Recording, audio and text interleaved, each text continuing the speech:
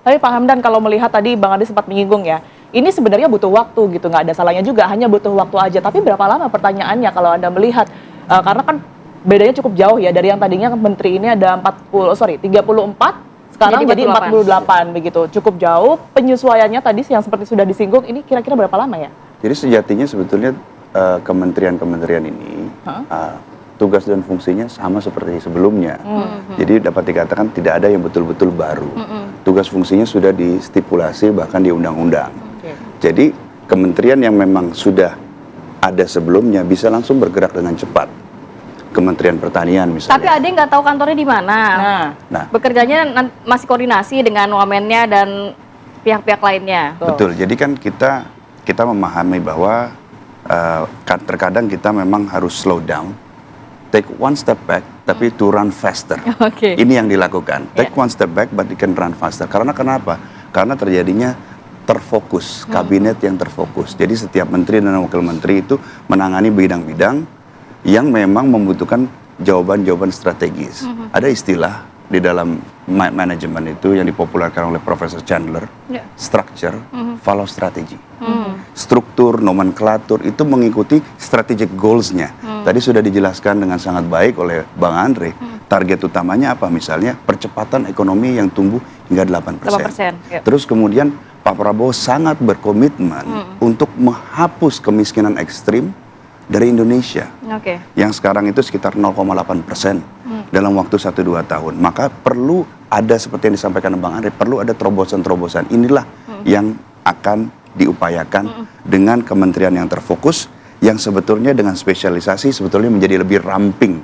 Karena waktu, ingat ketika kita berbicara budget, time is also money. Pasti. Dengan yang terspesialisasi dan terfokus, tiap menteri dan wakil menteri mempunyai lebih banyak waktu untuk menargetkan dan menyelesaikan tugas-tugas yang diberikan. Saya berikan asumsi misalnya begini. Satu menteri misalnya, menteri tadi Bang Andre bilang menteri koperasi dan UMKM. Dia harus membagi waktunya setiap hari. Andaikan dia bekerja mulai dari jam 6 pagi sampai jam 8 malam ataupun jam 10 malam, dia kerja 16 jam.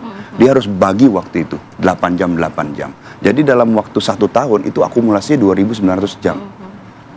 Karena harus dibagi. Tapi kalau dia fokus maka waktunya itu hampir 6.000 jam. Ada kritikan banyak minim fungsi katanya. Banyak struktur minim fungsi. Apakah dalam arti banyak sekali menteri-menteri yang akhirnya dipecahkan, apakah nantinya fungsinya juga jadi semakin sedikit begitu? Tidak juga. Karena, akan fokus justru ya? Karena akan fokus, karena seperti yang disampaikan, ada target-target yang sudah diset oleh Pak Prabowo sebelumnya. Pertanian, misalnya dengan swasembada pangan, kemiskinan, kemudian percepatan SDM, makanya ada kementerian pendidikan dan riset dikti dengan wakil menterinya agar mereka bisa fokus-fokus. Misalnya ada yang fokus di STEM dan lain sebagainya. Pak Hamdan, nanti juknisnya akan seperti apa sih? Mungkin peraturan turunannya akan seperti apa? Kan karena melihat juga ada beberapa menteri yang memiliki bahkan 2 wakil menteri, 3 wakil menteri, bahkan juga kan sebelumnya ada dirjen dan lain sebagainya. Nanti akan seperti apa bentuknya? Jadi begini, alasan dibalik wakil menteri itu karena kita menghadapi tantangan global yang besar. Ya. Seperti saya beri contoh misalnya di Kementerian Luar Negeri. Ya. Itu Pak Prabowo menginginkan partisipasi yang lebih aktif Indonesia di kancah global. Sehingga Indonesia itu bisa berdiri di garda terdepan, seperti di garda terdepan pergaulan terbangsa, seperti amanah konstitusi, ikut serta dalam perdamaian dunia. Maka setiap wakil menteri itu akan mempunyai tugas-tugas khusus, seperti Pak Anies Mata yang dipesankan untuk mengurusi hubungan dengan dunia Islam. Mungkin yang lain, wakil menteri yang lain akan fokus pada international organization and its regime. Jadi setiap menteri itu, wakil menteri itu mempunyai waktu, atensi yang tepat untuk mencapai target. Dan juga karena statusnya sebagai wakil menteri, maka beliau pun mempunyai gravitas ketika berbicara di dunia internasional. Memiliki gravitas untuk berbicara di dunia internasional. Saya akan minta pandangan Bang Andreas terlebih dahulu yang sudah tersambung melalui Zoom. Bang Andreas, silakan.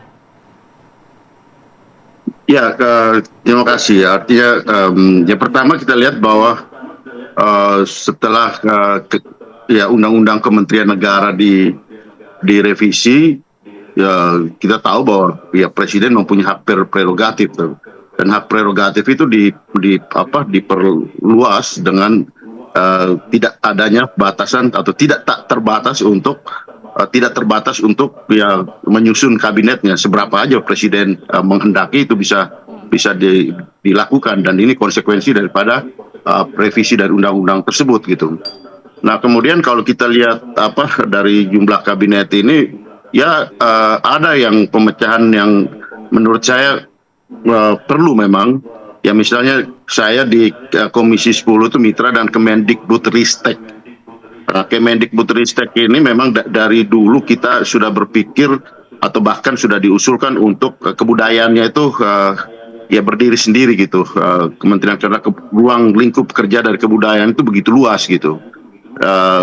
Dan Kemendikbudnya bisa sendiri, risteknya itu kan sudah ada BRIN sebenarnya.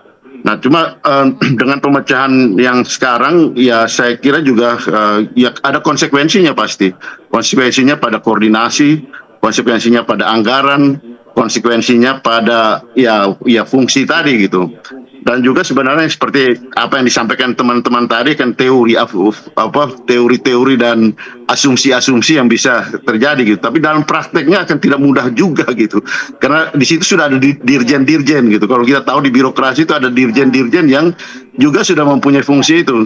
Dan seringkali juga wakil menteri misalnya, wakil menteri yang begitu banyak dalam pelaksana, ya Andre kan tahu gitu, Andre Rosiade kan tahu gitu, kita di komisi bermitra dengan menteri itu, wakil menteri itu kalau tidak ada penugasan langsung dari menterinya pasti juga tidak akan banyak berfungsi juga gitu. Dalam arti bahwa ya tugasnya nanti kan gunting pita, terus ya menemani ke sana, mendampingi sana, mendampingi sini. Jadi sebenarnya memang ya kalau boleh saya katakan memang ya, tapi saya melihat bahwa ini memang jumlah kementerian yang begitu banyak ini mudah-mudahan tidak menyulitkan Pak Prabowo sendiri dalam koordinasi nanti, karena pasti akan banyak hal yang harus dikoordinasikan. Salah satu problem di kita di Republik ini juga adalah koordinasi lintas kementerian dan lembaga gitu. Ketika misalnya kita membuat undang-undang, seharusnya suatu undang-undang itu kalau datang dari pemerintah kan akan lebih mudah untuk digolkan gitu. Tapi seringkali lintas kementerian itu justru menjadi koordinasi lintas kementerian itu justru menjadi hambatan gitu, sehingga kemudian di drop di balik untuk dipercepat dan yang lain-lain. Nah, kalau di DPR banyak ya isi kepala, banyak fraksi, anggota dengan variasi pemikiran dan ide itu biasa. Tapi kalau di kementerian itu mestinya, di pemerintahan, di eksekutif itu mestinya lebih koordinatif, lebih direktif gitu. Dan seharusnya Pak Prabowo menghitung itu. Tapi ya dugaan saya pasti Pak Prabowo sudah menghitung itu, dan dengan janji-janji target yang sudah disampaikan ketika pidato kemarin, seharusnya itu didukung oleh jumlah menteri dan wakil menterinya yang banyak ini gitu.